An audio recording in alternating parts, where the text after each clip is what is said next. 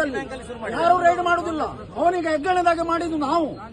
20 ದೋಣಿ ಉಂಟಲ್ಲಿ, ದಿವಸಕ್ಕೆ 50,000 ಕಮ್ಮಿ ಮಾಡ್ತಾನೆ ಅವ ನಮ್ಮ ಮೇಲೆ ಶೂ ಇಲಾಖೆ ಇದು ರೈಡ್ ಮಾಡುದಿಲ್ಲ. ನಾವು ಬಡವರು ಅಲ್ಲಿ ಹೋಗಿ ನೋಡಿ, ಶಾಂತಂಗಡಿಯಲ್ಲಿ 20 ದೋಣಿ ಉಂಟು. ಒಂದು ಹಸನರ್ದು ಮತ್ತೆ ಸರಿಪಿದ್ದು ಯಾರು ಹಿಡಿತಾರೆ? ಯಾರು ಹಿಡಿತಾರೆ? ನಿಮ್ಗೆ ಬೇಕಾದ್ರೆ ಶೂ ಬರ್ತದೆ, ಯಾರು ಹಿಡಿತಾರೆ ಅಂತ ಹೇಳಿ ಆಗ್ಬೇಕಲ್ಲ. ಈಗ ಹೋಗುವ ಈಗಲೇ ಶಾಂತಂಗಡಿಯಲ್ಲಿ ಹೋಗಿ 20 ದೋಣಿ ಉಂಟು ಅವನಿಗೆ, ದಿವಸಕ್ಕೆ 50,000 ಕಮಾಯಿ ಉಂಟು ಅವನಿಗೆ. ಅವನಿಗೆ ನಮ್ಮನ ಮೇಲೆ ಚೂ ಬಿಡ್ಲಿಕ್ಕೆ ಲಕ್ಷಗಟ್ಟಲೆ ನೀವು ಕಮಾಯಿ ಮಾಡಿ ಕೊಡ್ತೀರಿ. ದಿವಸಕ್ಕೆ 50 ಲೋಡ್ 100 ಲೋಡ್ ವೈಗೆ ಹೋಗ್ತದೆ ಅವನು.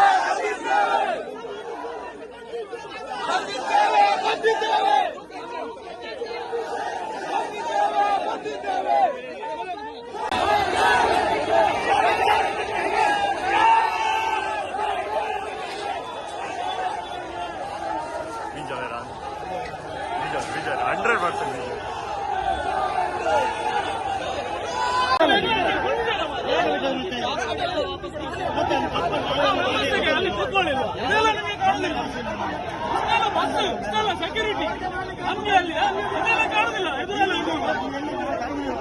ನಮ್ಮನ್ನ ಅರೆಸ್ಟ್ ಮಾಡ್ತೀರ ನೀವೇ ಕಾಣುದಿಲ್ಲ. ಅದೆಲ್ಲ ಪ್ರಚೋದನೆ ಅಲ್ಲ, ಅದೆಲ್ಲ ಪ್ರಚೋದನೆ ಅಲ್ವಾ? ಪ್ರಚೋದನೆ ಅಲ್ವಾ? ಪ್ರಚೋದನೆ ಅಲ್ವಾ ಅದು? ನಮ್ಗೆ